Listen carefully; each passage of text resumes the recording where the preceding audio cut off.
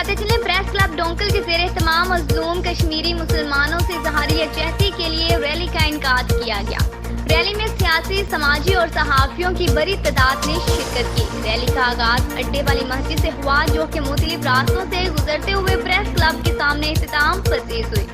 Rally में साहबजादा से रियाज शाह बुहारी, शहजाद अहमद मुजद्दिदी, चौधरी अब्दुल वहीद बिरिया, मेहर गुलाम मुस्तफा, साजिद हुसैन भट्ट, सैयद इमरान अली शाह व दीगरान ने खिताब करते हुए कहा कि कश्मीरियों की आज़ादी के लिए उम्मत मुसलमान के इत्तेहाद की जरूरत है। कश्मीरी के इंतहाइयों से जुल्म सितम की चक्की में पिस रहे हैं।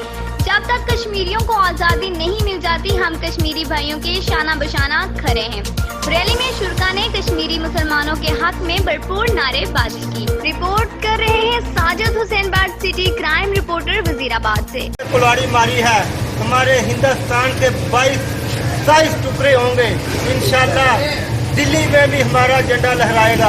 फतह और नुसरत हक और सच की होती है, और इंशाअल्लाह ताला सैयदना इमाम हुसैन रज़ी अल्लाह अन्हु के उसी रास्ते पे चलते हुए ये मुसलमानाने कश्मीर इंशाअल्लाह ताला इस फतह को हासिल करेंगे। जैसा कि आप के इल्म में है कि प्रेस क्लब डोंकल के प्लेटफॉर्म से आज हम इस बात का अहद करते हैं कि हम अपने कश्मीरी भाइयों के इस मुश्किल वक्त में, इस मुश्किल घड़ी में हर तरह से उनके साथ हैं।